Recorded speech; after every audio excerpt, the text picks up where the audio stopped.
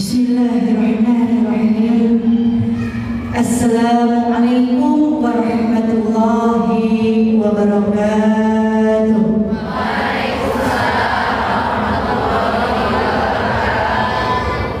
Asyhadu an la ilaha illallah wa asyhadu anna Muhammadar Rasulullah. A'udzu billahi minasy syaithanir rajim. Inna lillahi wa inna ilaihi raji'un. La haula wa la quwwata illa billahil aliyyil azim. Allahu akbar, Allahu akbar, Allahu akbar. La ilaha illallah. Allahu akbar, Allahu akbar walillahil hamd. Subhana malikil qudus, subhana malikil qudus, subhana zil mulki wal jabarut, subhana zil mulki wal jabarut, subhana zil izzati wal azamati wal qudratihi wal haibatihi was sultan wal a'laihi wal kibriyai wal jabarut wal jalali wal jamali wa la yamutu wa la yafutu abada. Subuhun kudusun Rabbuna wa Rabbul malaikati wa ruh. Subhanallah walhamdulillah. La ilaha illallah, Allahu akbar. La hawla wa la quwwata illa billahil aliyyil azim. Alhamdulillah. Wassalatu wassalamu ala rasulillah.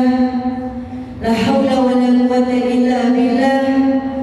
Allahumma salli ala sayyidina Muhammad miftahi babi rahmatillah. Adada ma fi ilmillah, salatan wassalaman laimaini bidawamil mulkillah. Wa ala alihi wa sahbihi adada kulli dar al-famar. Rabbi israh li sadri wa yassir li amri wahlul 'uqdatam min lisani yafqahu qawli. Alhamdulillah, segala puji kita panjatkan kepada Allah Subhanahu wa taala yang memberikan karunia-Nya kepada kita sampai hari ini. Allah masih mengingat kita sampai hari ini. Allah masih memberikan kesempatan untuk kita terus bertobat dan bertobat. Sampai hari ini Allah masih memberikan kesempatan kita untuk beramal soleh. Sampai hari ini bahkan Allah masih memberikan kesempatan kita untuk memperbaiki diri menjadi hamba Allah yang baik. Bahkan sampai hari ini Allah masih memberikan kita, Allah masih mengampuni dosa-dosa kita. Karena kita manusia yang setiap hari ini dekat sekali dengan dosa. Mudah sekali berbuat dosa dibanding mudah melakukan amal soleh.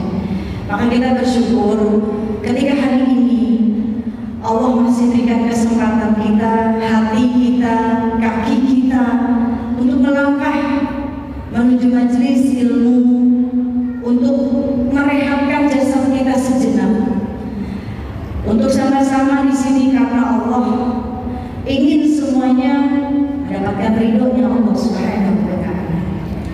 Karena ketika Allah meridhoi kita, jalan kita melakukan amal soleh itu mudah sekali. Jalan kita untuk melakukan kebaikan itu mudah sekali ketika Allah sudah ridho. Karena ridhonya Allah Subhanahu wa taala, yaitu Allah memudahkan hambanya melakukan amal soleh. Tanda ridhonya Allah Subhanahu wa taala kepada hambanya, Allah mudahkan hambanya berbuat kebaikan. Tanda ridhonya Allah Subhanahu wa taala kepada hambanya, dipermudahkan hambanya itu untuk berproses terus menjadi baik dan baik dalam pandangannya Allah, tanpa merasa lebih baik dari hamba yang lain. Ini tanda ridhonya Allah kepada kita.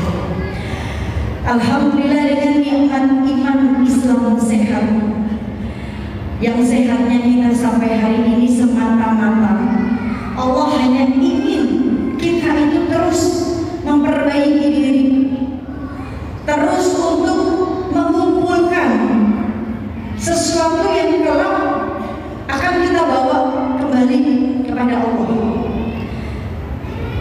mengumpulkan sesuatu yang kelak menjadi teman sejati kita, yaitu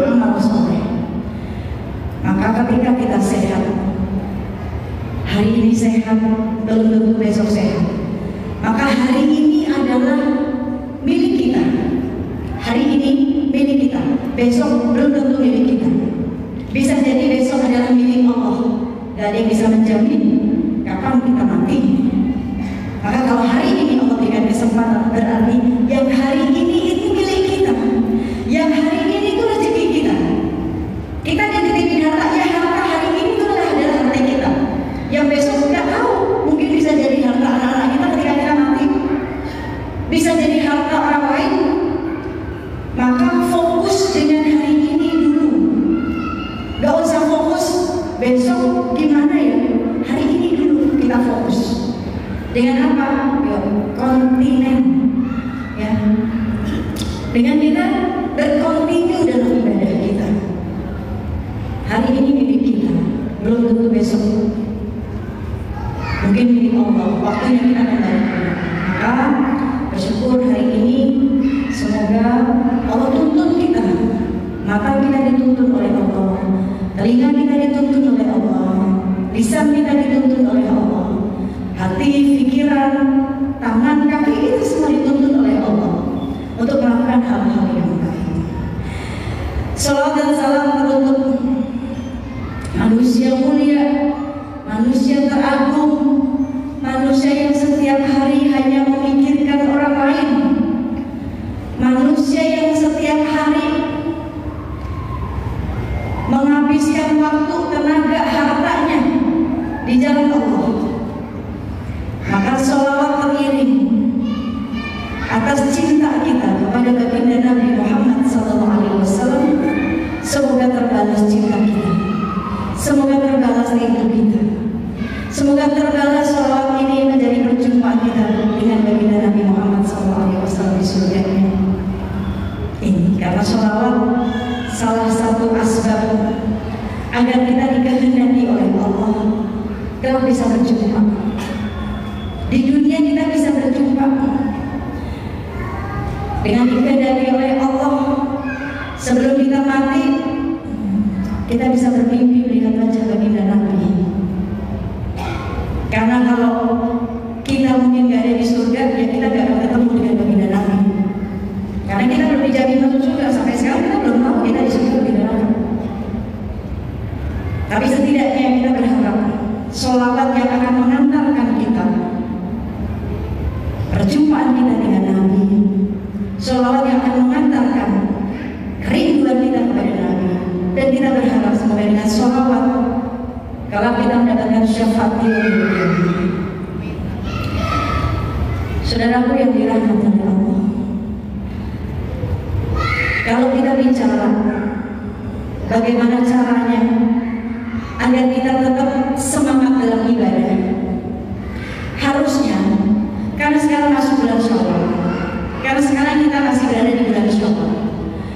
Bulan Syawal itu di mana kita sebagai seorang hamba menunjukkan eksistensi kita dalam ibadah, menunjukkan peningkatan ibadah kita.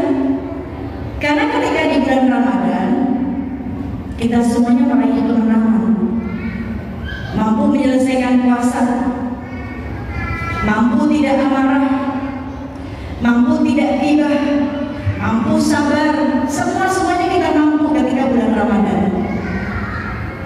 Maka sudah seharusnya berarti kita sudah menang.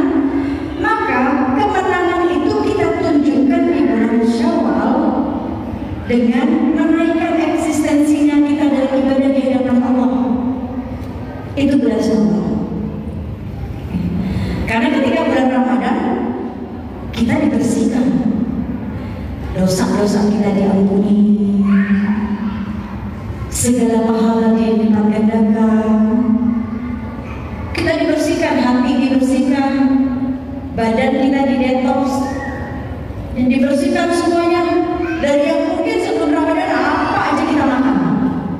Tapi ketika bulan Ramadan kita dibersihkan, didetoks dari makanan-makanan yang haram, hati disucikan. Maka ketika sudah dibersihkan, ya jangan dikotori lagi. Ketika sudah dihalalkan, dibersihkan, didetoks, ya jangan dimasukkan makanan-makanan yang haram lagi. Kan gitu. Ketika semua dosa kita sudah terampuni, Ramadan, selesai Ramadan, Idul Fitri, kita semuanya ini menjadi manusia yang baru. Bukan baju aja yang baru, tapi menjadi manusia yang baru. Bahkan bulan Syawal ini harusnya kita tetap konsisten dengan ibadah-ibadah kita. Bukan hanya Ramadan aja kita baca Quran setiap hari, bahkan setiap selesai sholat waktu kita buka Quran. Kita 3 lembar kita baca, nanti habis asar baca lagi, habis maghrib baca lagi, habis isya baca lagi. Tapi ketika bulan Syawal itu tidak kita lakukan. Harusnya Syawal itu penyempurna Ramadan. Karena keutamaan di bulan Syawal itu salah satunya menjadi penyempurna Ramadan. Makanya di bulan Syawal kan dianjurkan kita puasa 6 hari dengan diberikan pahalanya 1 tahun. Beribadah seperti beribadah selama 1 tahun, berpuasa selama 1 tahun. Kan selama 1 tahun kadang hutang-hutang kita berpuasa aja kadang kita lupa berapa lama kita ninggalin saat kita akhir. Kadang kita lupa bayar, kadang kurang bayar kan begitu. Maka disempurnakan dengan bulan Syawal ketika kita menutupi itu semuanya. Maka Syawal adalah sifat konsisten diri kita menunjukkan kepada Allah bahwa kita telah menang, kan gitu, sampai bulan-bulan selanjutnya. Lalu bagaimana caranya supaya kita ini punya semangat untuk beribadah, punya semangat untuk beribadah? Bagaimana caranya? Pikirkan, seandainya besok bukan waktunya kita, itu aja. Hari ini berarti kesempatannya, karena hari ini adalah milik kita, harinya kita, waktunya kita. Hari ini belum tentu besok kita masih ada waktu. Itu yang difikirkan, supaya apa? Supaya kita terpacu. Karena menurut Umar bin Khattab, orang yang cerdas, orang yang memikirkan, orang yang mengumpulkan bekal untuk kehidupan setelah kematiannya, itu orang yang cerdas. Bukan mengumpulkan kehidupan di dunianya, tapi gak dimanfaatkan, gak manfaat untuk akhiratnya.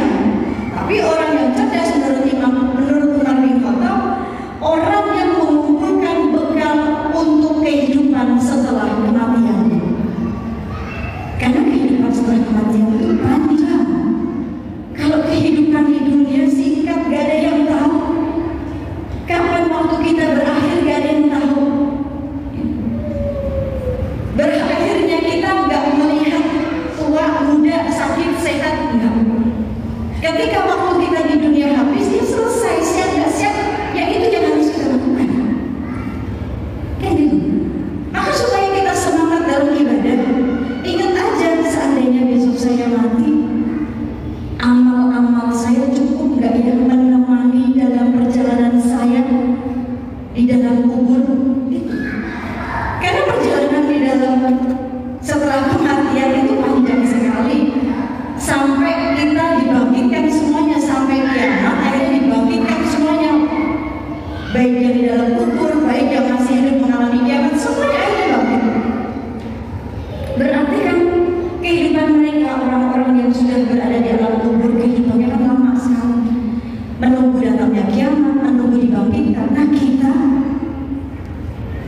cepat sekali, belum tentu besok ini kita. Ini. Maka saya berkaca, saya mengambil hikmah dari sebuah kepergian suami saya. Oh, ternyata kematian itu gak nunggu kita tua dulu. Yang muda juga bakal mati. Kematian gak nunggu sakit dulu, yang sehat juga banyak yang mati. Ketika waktu di dunianya memang sudah selesai, tidak ada perpanjang, jatuh tempo istilahnya. Kalau jatuh tempo, urusan duniawi masih bisa diperpanjang, surat menyurat atau hutang. Tapi ketika jatuh temponya, kita sebagai hamba Allah tinggal di dunia, dia selesai, nggak bisa diperpanjang lagi. Mau muda, mau tua, mau sehat, mau sakit, selesai waktu kita. Maka akhirnya itu menjadi hikmah, menjadi ilmu buat saya. Oh ya, saya pun kapanpun akan mengalami hal seperti itu. Lalu apakah saya sudah siap dengan bekal yang, ya Allah, lebih banyak dosanya kayaknya daripada amal soleh yang saya kerjakan? Karena manusia gak ada yang bisa menjamin dirinya bisa amal soleh, gak ada yang bisa menjamin dirinya bisa istiqomah dengan amalannya.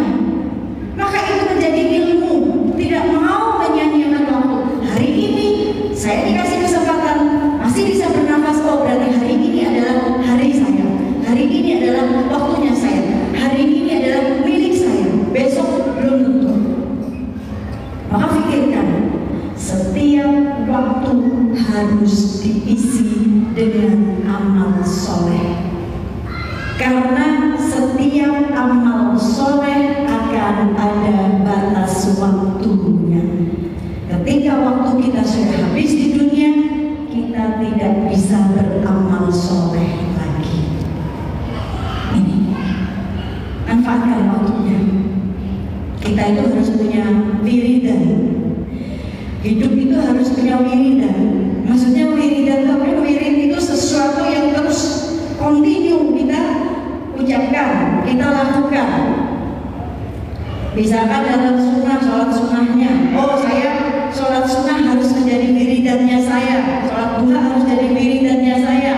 Sebelum saya beraktivitas di pagi hari, ya, saya harus berterima kasih kepada yang menciptakan hari, yang memberikan hari, yang menciptakan pagi. Oh, saya harus bertemu dulu dengan Allah Subhanahu wa Ta'ala. Itu jadi wiridan kita, istiqomahin. Istiqomahkan. Walaupun bilangannya hanya 2 rakaat saja, tapi konsisten. Itu jauh lebih baik daripada kita memaksakan. Ibadah itu jangan dipaksakan. Memaksakan secara berlebihan jangan. Tips supaya kita semangat dalam ibadah, jangan berlebihan dalam ibadah yang akhirnya kita memaksakan tapi tidak bisa konsisten. Kita pengen setiap sholat duha 12 rakaat. Saya mau 12 rakaat. Hari itu, besok belum tentu. Kadang kita tinggalin, kadang hanya 2 cukup. Maka yang paling bagus, walaupun bilangannya cuma 2 rakaat, tapi konsisten nih. Ini yang dicintai oleh Allah. Ya kalau kita bisa 12 rakaat tiap hari, ya jauh lebih bagus. Kan gitu. Tapi ketika kita memaksakan ibadah yang kita sendiri pun tidak mampu, tidak bisa istiqomah, ambil yang sedikit, tapi kita bisa istiqomahin 2 rakaat, 2 rakaat, 2 rakaat, tapi istiqomahin. Baca Quran jadi wiridannya. Oh saya mau wiridan, baca Quran ini mau saya jadikan wiridannya saya. Kalau 24 jam mungkin kita bekerja di luar, belum punya waktu untuk baca Quran, ya udah saya mau istiqomahin tiap malam sebelum tidur saya harus baca Quran gitu. Dipaksa untuk sesuatu yang baik. Mau surat Al-Mulk, mau surat yang lain, walaupun cuma 1 lembar, tapi diistiqomahin, dikontinuin. Ini tips buat semangat. Jangan berlebihan yang akhirnya memberatkan kita, yang akhirnya kita mudah meninggalkan. Lebih baik yang meringankan kita, tapi kita enjoy melakukannya, tapi kita menikmati waktu tersebut untuk berdua-duaan dengan Allah. Ini maka supaya kita bisa beruntung terpilih dari hamba Allah yang dimudahin melakukan amal solehnya, syaratnya tuh gampang banget. Kan kita kalau pengen lihat posisi diri kita di hadapan manusia, keadaan diri kita di hadapan makhluk, lihat dulu bagaimana keadaanmu di hadapan Allah. Kalau kita pengen lihat hubungan kita dengan Allah, lihat dulu bagaimana hubunganmu dengan manusia. Maka syaratnya supaya kita jadi hamba yang diridhoi, yang dimudahkan amal solehnya kita, syaratnya gampang banget. Ikuti apa yang Allah inginkan. Jaga rukuknya, jaga sujudnya, dijaga. Jangan ditinggalin, tumaninah rukuknya. Berbuat kebaikan supaya apa? Supaya Allah senang, supaya kita beruntung. Kalau kita udah punya stempel keberuntungan dari Allah, itu jalan kita mudah banget. Namanya sebuah keberuntungan itu pasti membuat kita senang. Kita jualan, punya usaha. Kalau usaha kita sepi, rugi, sedih kita, nggak balik modal.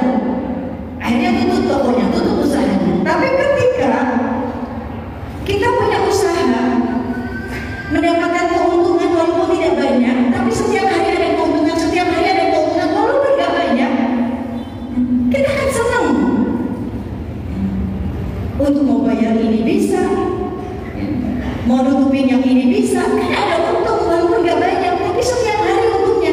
Ini yang kita mau, ini yang kita mau. Ya. Maka bagaimana caranya, syaratnya supaya Allah kasih keberuntungan itu? Di surat Al-Hajj ayat 77. Di surat Al-Hajj ayat 77 itu syaratnya supaya kita menjadi hamba yang beruntung. Kalau udah hamba yang beruntung, berarti beruntung itu satu, dapat ridho Allah. Beruntung itu satu, Allah kasih rahmat sebanyak-banyaknya. Beruntung itu ya Allah akan mudahin urusan dunianya, dimudahin, ya, ditolong oleh Allah, kesusahannya diangkat oleh Allah, bebannya diringankan oleh Allah. Ini di surat Al-Hajj ayat 77. Apa isinya di situ? Ya ayyuhalladzina amanu ra'u wasjudu wa'budu rabbakum waf'alul khairan la'allakum tuflihun. Hai orang-orang yang beriman, rukuklah, sujudlah, sembahlah Allah dan berbuat kebaikan hingga engkau menjadi beruntung. Ini rukuk, sujud, jangan ditinggalin. Tumaninah dalam rukuk, jaga rukuk kita, jaga sujud kita. Kalau kita mah pasti gak akan ninggalin sholat ya, pasti itu. Udah takut buat ninggalin sholat, ya kan? Karena kita tahu ancaman-ancamannya. Walaupun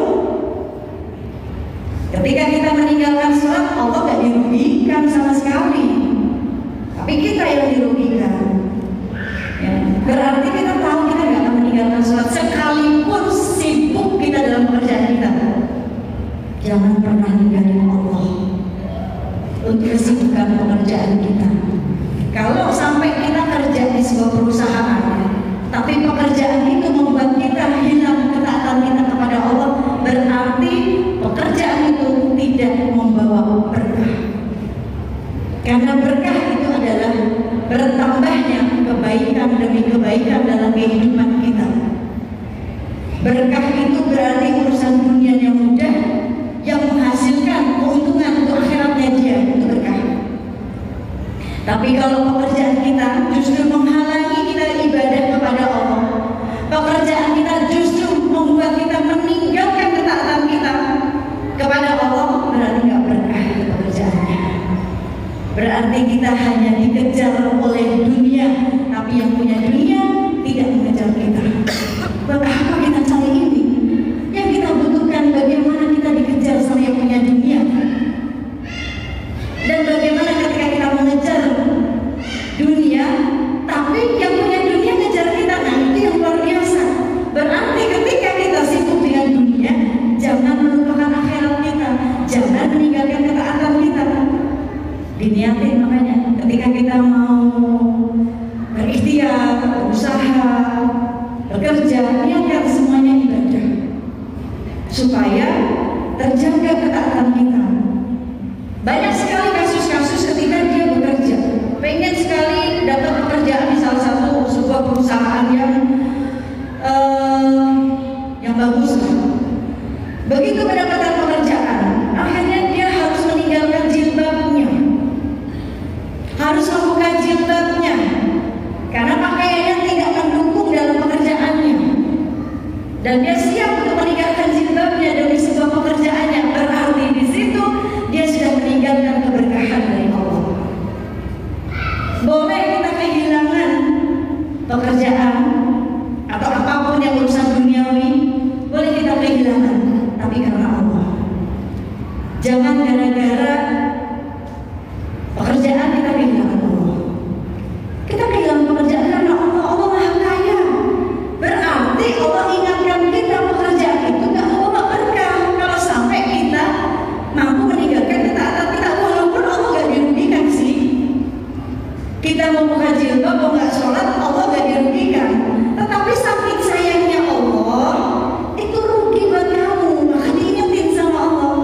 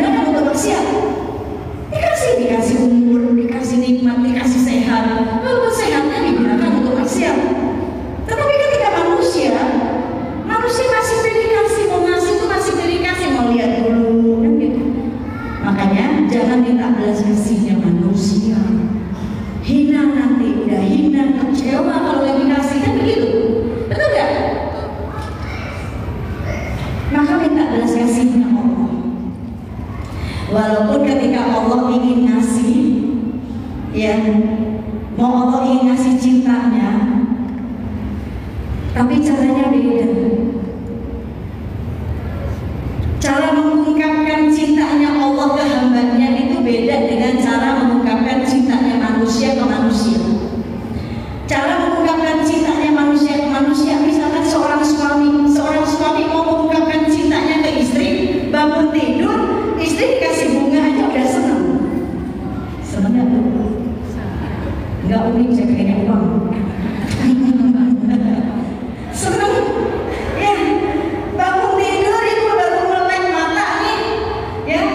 Belum bersihin kotoran mata, belum muncul bangun tidur tiba-tiba ada wajah suami sambil ngasih bunga, tapi bunganya berbentuk uang.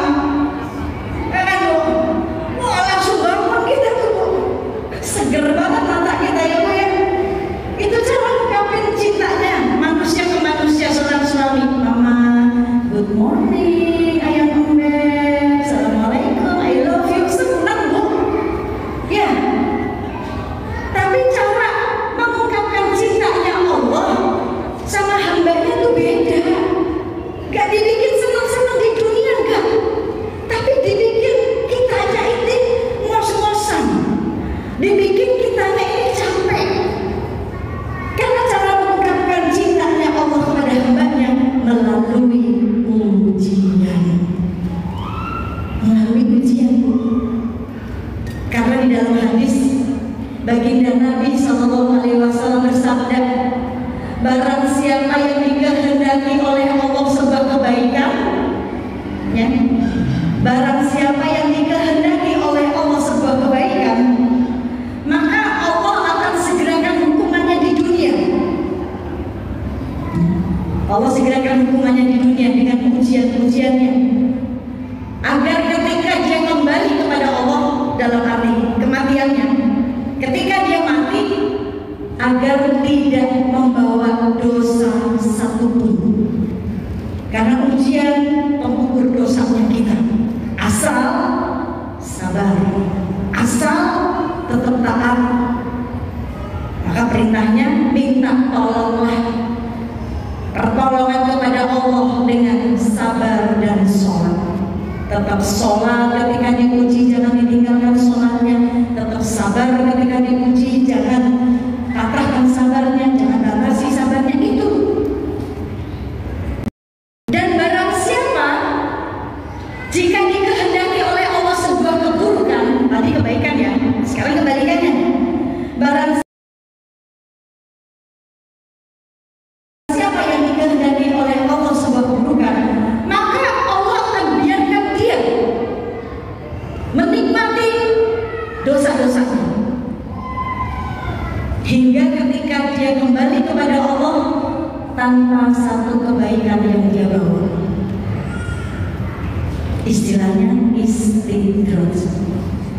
Dia dikasih nikmat aja bersama Allah. Dengan nikmat dia disuruh lupa sama Allah. Dengan nikmat digunakan maksiat, dengan nikmat digunakan lalai kepada Allah. Maka Allah biarkan dia untuk menikmati nikmatnya tersebut dengan dosa-dosanya sampai dia kembali kepada Allah. Dia mati tidak membawa kebaikan satupun. Auzubillah min dzalik. Maka ketika kita diuji sama Allah, jangan putus asa, justru semangat. Inilah cara Allah cinta dengan saya. Saya dibikin lelah, dibikin capek. Jangan berarti Allah gak cinta dong. Katanya kalau Allah cinta, kenapa saya harus diuji? Kenapa dibikin begini? Padahal saya udah rajin sholat, saya rajin tahajud, kadang sedekah, kadang ya, saya rajin zikir. Kalau Allah cinta, kenapa orang sudah menjalankan perintahnya, kenapa harus diuji? Justru yang gak pernah sholat malah dikasih nikmat terus. Berarti kita salah memaknai arti cinta. Kita gak paham arti cintanya Allah. Karena ketika Allah mencintai hambanya, cintanya itu beda